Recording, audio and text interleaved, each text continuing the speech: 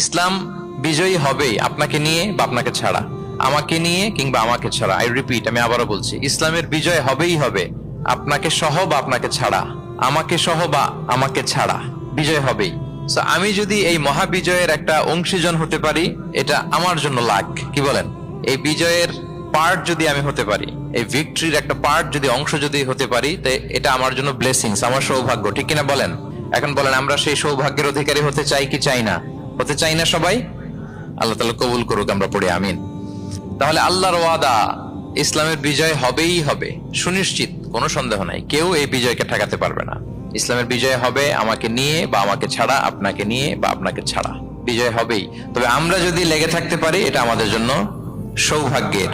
এবং আমরা যদি দেখি, আল্লাহ রাসূল সাল্লাল্লাহু আলাইহি ওয়া আলিহি ওয়াসাল্লাম তিনিও এরকম ভবিষ্যৎবাণী তিনি করে গিয়েছেন যে ইসলামের বিজয় অবশ্যম্ভাবী।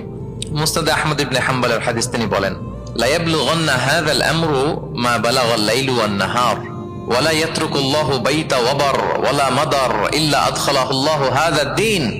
এই দিন ইসলাম, এই লা ইলাহা ইল্লাল্লাহর বাণী পৌঁছে যাবে গোটা বিশ্বব্যাপী। যেখানে দিন হয়, রাত হয়, দিন রাত্রির আবর্তন পৃথিবীর যেখানে ঘটে, সেখানেই কালেমার বাণীকে পৌঁছে দিবে কে? এই পৃথিবীতে এমন কোন কাঁচা পাকা ঘর থাকবে না যে এই ঘরে লা ইলাহার বাণী পৌঁছাবে না। সুবহানাল্লাহ।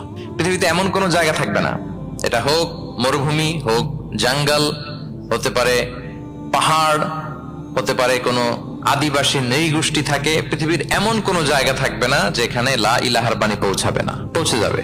সহিহ মুসলিমের আরেক বর্ণনায় আল্লাহ রাসূল সাল্লাল্লাহু আলাইহি ওয়া আলিহি ওয়াসাল্লাম তিনি বলেন, ইন্নাল্লাহা যাওয়ালি আল আরবা ফারাআইতু মাশারিকাহা ওয়া মাগারিবাহা ওয়া ইন্না মুলকা উম্মতি সায়াবলুগু মা যুবিয়া লি মিনহা।